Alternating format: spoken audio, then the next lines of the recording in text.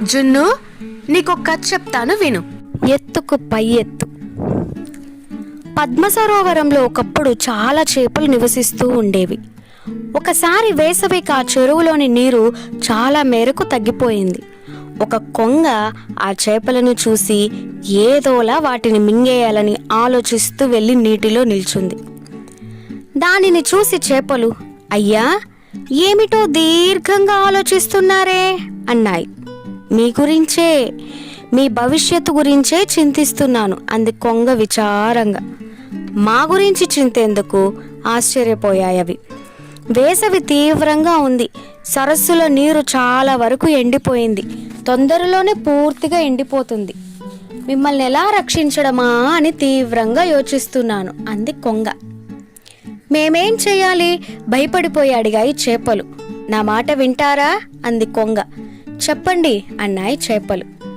ఇక్కడికి కొంత దూరంలో పంచవర్ణ పద్మాలతో నిండుగా నీటితో ఒక చక్కని సరస్సుంది. ఎంత ఎండాకాలంలో అయినా దానిలోని నీరు తరగదు. మీరు నా సలహా పాటిస్తామంటే ఒక్కొక్కరిని నా ముక్కుతో పట్టుకొని ఎగిరి ఆ సరోవరంలో వదులుతాను. మీరు సుఖంగా జీవించవచ్చు అంది కొంగ అభిమానం ఒలకబోసేస్తూ. సృష్టి ఆది నుండి ఇప్పటి వరకు చేపల మేలు క్షేమము కోరే కొంగ ఇంతవరకు పుట్టలేదు. ఒక్కొక్కరు చెప్పు, నువ్వు మమ్మల్ని అందరినీ మింగాలనుకుంటున్నావు అన్నాయి చేపలు. నా మాటలు వినేవాళ్ళని నేను మింగను. ఆ సరస్సు ఉందో లేదో అని మీకు అనుమానమైతే ఒక చేపను నా వెంట పంపండి, అది సరస్సును చూసి వస్తుంది అంది కొంగ నమ్మకం కలిగిస్తూ. అప్పుడు చేపలు తమలో ఒక దానిని చూపి, దీనిని తీసుకెళ్ళు, దీనికి నీటిలోనూ నేల మీద కూడా శక్తి ఉంటుంది అన్నాయి. కొంగ దానిని ముక్కున కరుచుకొని ఎగిరి సరస్సు చూపించి తిరిగి తీసుకువచ్చింది. ఆ చేప తాను చూసిన సరస్సు గురించి మిగిలిన చేపలకు వర్ణించి చెప్పింది.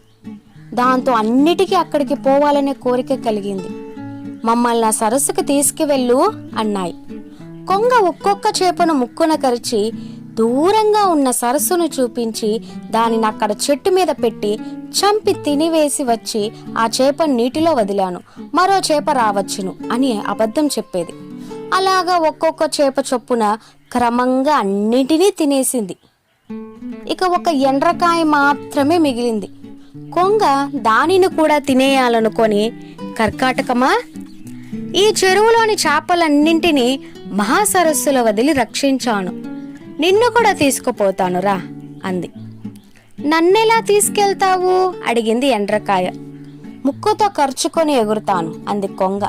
అమ్మో, అలా అయితే నువ్వు పరాకున నన్ను జారవిడిచే ప్రమాదం ఎంతైనా ఉంటుంది, భయపడకు, నిన్ను నేను గట్టిగా పట్టుకుంటాను కదా అభయమిచ్చింది కొంగ. ఈ కొంగ చేపల్ని తీసుకెళ్లి చెరువులో వదులుట వట్టి అబద్ధం, వాటిని తినేసి ఉంటుంది. ఇది నన్ను ఆ చెరువులో వదిలిందా మంచిదే, లేకపోతే నేనే దీని గొంతు కొరికి ప్రాణాలు తీస్తాను అనుకుంది నంట్రకాయ. మిత్రమా, నువ్వు నన్ను గట్టిగా పట్టుకోలేకపోవచ్చు, కానీ నేను నిన్ను గట్టిగా పట్టుకోగలను కనుక నా గిట్టెలతో నీ మెడ పట్టుకొనిస్తే నేను నిశ్చింతగా నీతో వస్తాను అంది ఎండ్రకాయ. అలాగే అంది కొంగ. ఎండ్రకాయ తన గిట్టెలతో కొంగ మెడని గట్టిగా పట్టుకుంది. ఇక పద అంది. కొంగ ఎగిరెగిరి ఎండ్రకాయ సరస్సు చూపించి చెట్టు వైపు ఎగరసాగింది. మామా, సరస్సు అటుంది, నువ్వు నన్నిటి తీసుకెళ్తున్నావే అని అడిగింది ఎండ్రకాయ. అందుక కొంగ వెటకారంగా, నువ్వు మా మంచి మేనల్లుడివి, నా మీదెక్కి నన్ను సేవకుడిగా భావిస్తున్నావు. ఆ చెట్టు కింద చేపల ముళ్ళును చూడు, ఆ చేపలను ఎలా తినేశాను నిన్ను అలాగే తినేస్తాను అంది. చేపలకు బుద్ధి లేకపోయింది కనుక వాటిని మోసగించి తినగలిగావు. నన్ను నువ్వు తినడం కాదు, నేనే నిన్ను అంతమొందిస్తాను. నీకు బుద్ధి లేక నా మోసం గ్రహించలేకపోయావు.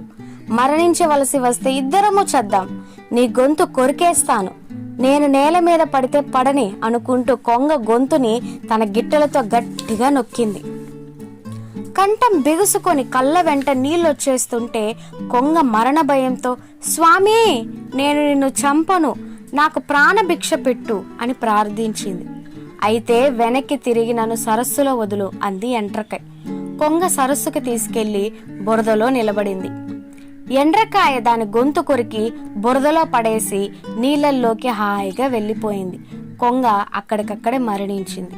అర్థమైందిగా జున్ను, ఎత్తు వేసేవాళ్ళు ఒకరుంటే వాళ్ళ ఎత్తుకి పై ఎత్తు వేసేవాళ్ళు ఇంకొకరుంటారు. ఈ వీడియో కనుక మీకు నచ్చినట్లయితే ప్లీజ్ ఒక్క లైక్ ఇవ్వండి. ఇలాంటి మరెన్నో వీడియోస్ కోసం వెంటనే సబ్స్క్రైబ్ చేసుకోండి.